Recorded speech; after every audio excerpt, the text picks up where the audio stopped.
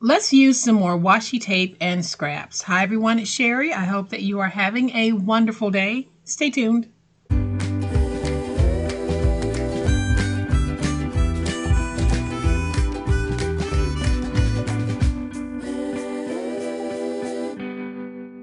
Welcome to my channel, friends. Thank you so much for being here, and thank you for choosing to let me spend a portion of my day with you. I truly appreciate it. A lot of us have an overabundance of washi tape, and we definitely have an overabundance of scrap. So let's put the two together today and create something awesome and something useful. So I have some rolls of washi in my hand. We'll be using these on today's project, and here is today's project. Now don't pay attention to how I have this one dressed, because you can dress yours any way that you want. But I'm going to show you how to create your own custom frame, complete with the way for it to stand. And I dressed this one using Dollar Tree stickers, something most of us have an overabundance of as well. So even if you don't have washi tape or you don't even need a frame right now, I hope that you'll continue to watch this video and stick around until the end. So let's flip to the overhead camera, because y'all know what time it is. It's time to make it. So here's a closer look at the type of project that we're going to be making today. We're going to be making a really cute frame, fun frame that you can set out anywhere. This is perfect for a desk. This is perfect for a mantle or even a bedside table. I am using scrap for this, so I think the one that we're making today is going to be slightly smaller, but this one, when finished, is 5.5 by 7. And here on the back, I have created my own little custom easel for this, and I'll show you how simple it is for us to do that as well. And for my background, I use washi tape, and that's what we'll be using today. So I have decided to go with this color combination of washi, and y'all, I have a lot of washi. After the first video that I made, I actually poured all of my washi into a laundry basket. And I have to say that I was amazed at how much I had. I didn't know that I had that much. And I think my problem really is I see so much pretty washi that I think I'm going to use it, so I buy it and then I don't use it. Well, I'm going to make sure that I start using it. And I hope that you'll start using yours as well. So what I have here is a scrap piece that measures 7 by 12. And then I have this piece. It is a 3 by 12 scrap. And we're going to be using part of this to make the easel stand. But I'll show you that when we get to it.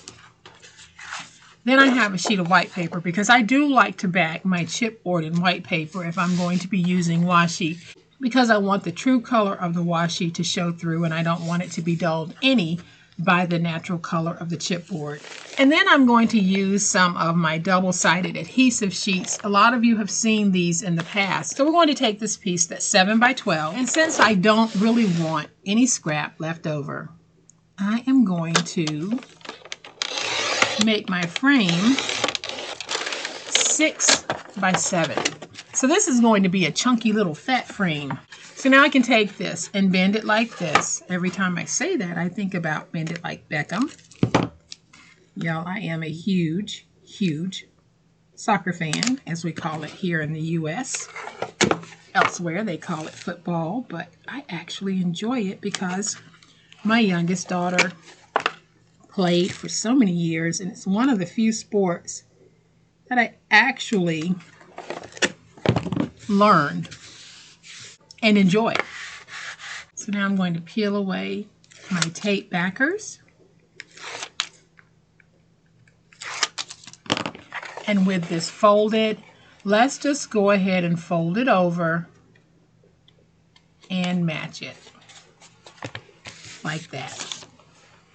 So what I did was I created a double thickness to this chipboard to give me a really hard and firm frame on this. So now I'm just going to take a little bit of tape, and I'm going to put some tape on like this, and you guys might just hear the rain in the background. It is pouring out. So if you hear something that sounds like a drum beat, it's actually the raindrops hitting my roof. So I am going to peel away my backers. And I'm going to take my chipboard piece and put it down like this. And then I'm going to trim away the excess paper. And I put down the white paper because it does help to show the true color of the washi that you're using. So let me give you an example of what I mean. You see how that washi is right there? You see how bright white that is? How you can see the background? If I didn't put the white down, this is how it would look. So you can see that difference. And I want to make sure that I have that nice white background peeking through so that I can get the true color of the washi tape that I'm using. So let's just remove this. And let's remove this. Try not to peel my paper.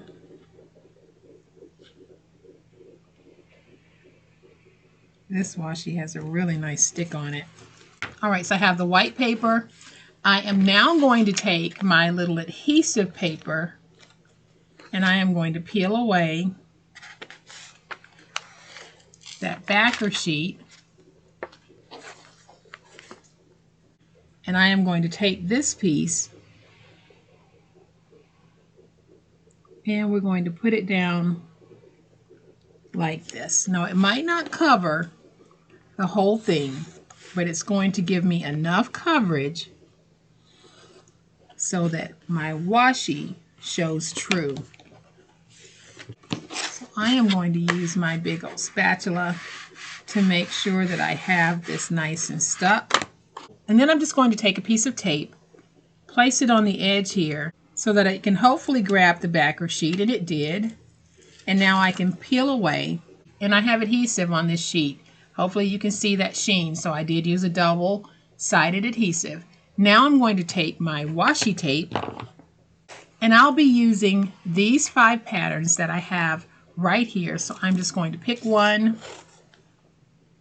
and I'm going to try to start my line pretty even by using the grids on my mat. And I still don't think I got it as straight as I wanted it, but you know what? That's okay. So I placed down my adhesive on this piece because there were so many of you who had concerns about whether or not the washi would actually hold. This is a way that you can ensure that your washi is going to hold if you have an extremely low tack washi tape. So if you don't have these sheets, you can definitely use your double-sided tape. So I am just going to start placing this down, and I can tell that my line, even though I used my grid, is not straight. But at this point, y'all, it is what it is. So we're going to place down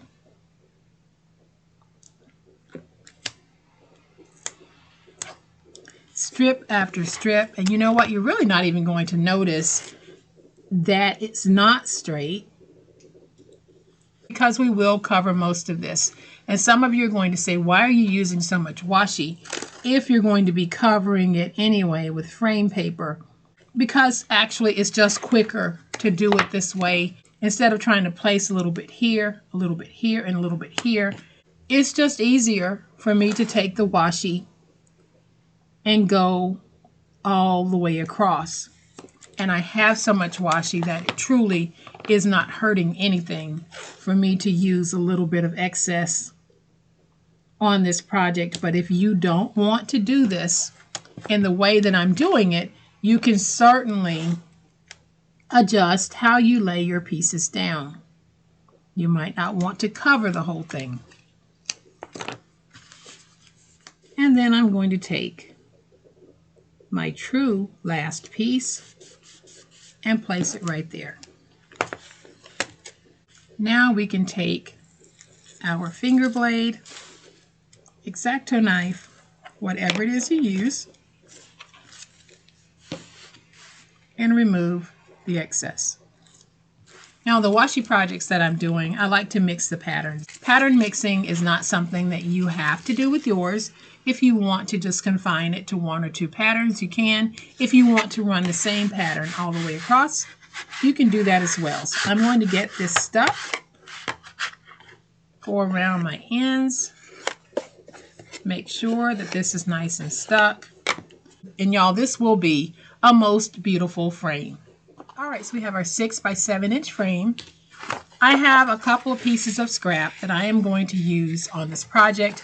This is actually going to be used as my white mat. So I am going to bring in my scoreboard, and because this is 6 by 7, I'm going to cut it down to 5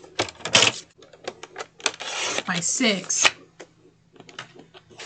Then I'm going to take this piece and I'm going to cut it at 4.5 by 5.5. So now we're going to take these two and we're going to join them together like this. So I am just going to take some tape, put some tape on the back.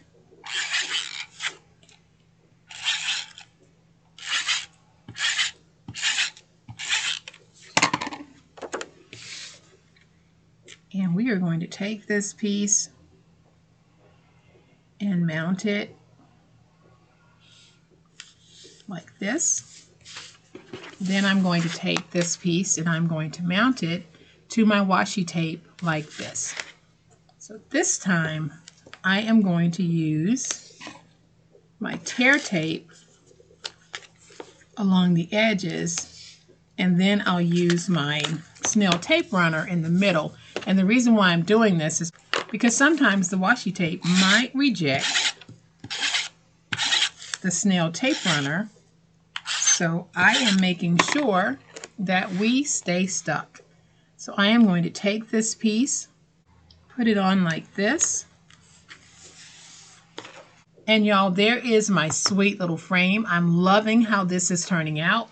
And I am going to use some more of the Dollar Tree stickers that I have in my stash. Take these out, and I think that I'm going to take the one that says family,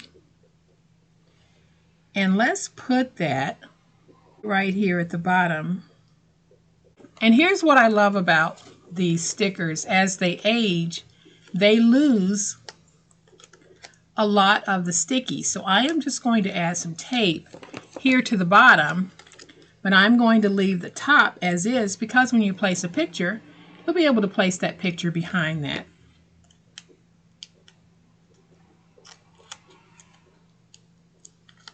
So let's peel this away. I'm going to take this piece,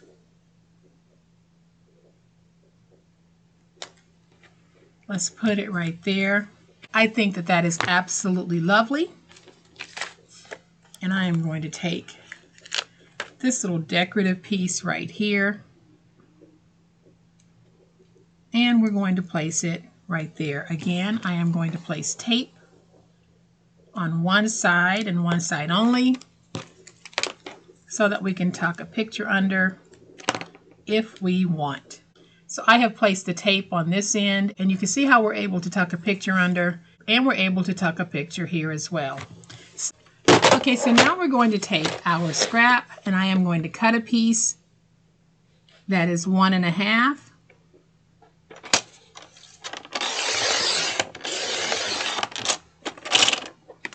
by 9. Now let's go ahead and trim away this part.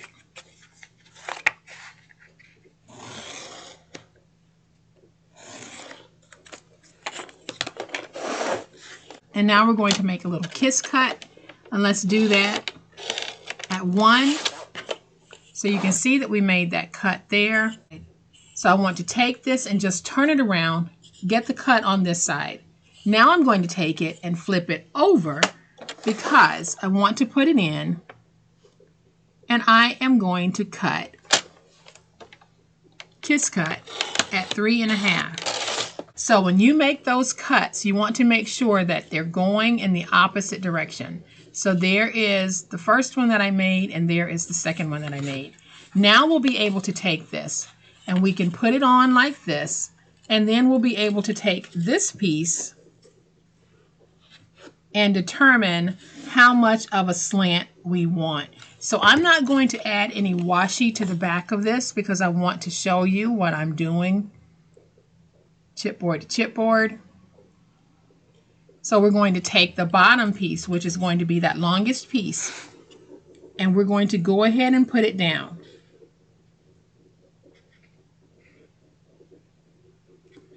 And we'll get that stuck. Now, depending on how much of a bend you want on your frame, you can slide it up or down. So I am going to take this, add some glue,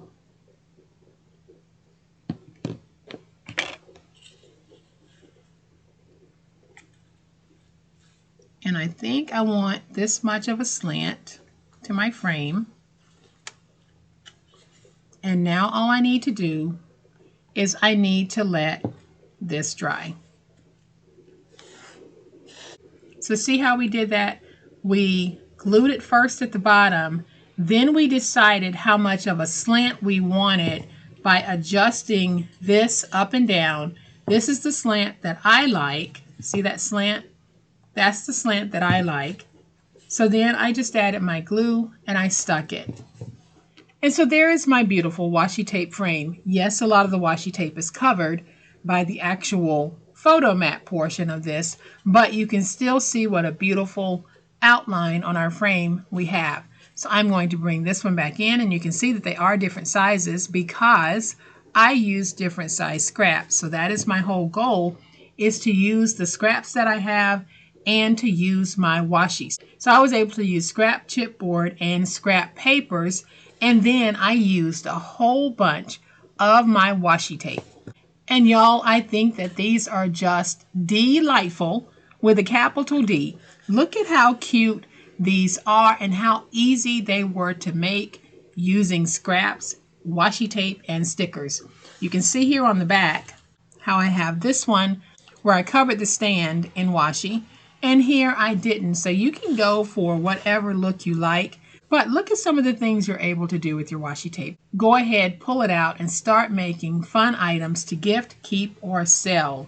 And don't forget, use your scraps because we are using what we have.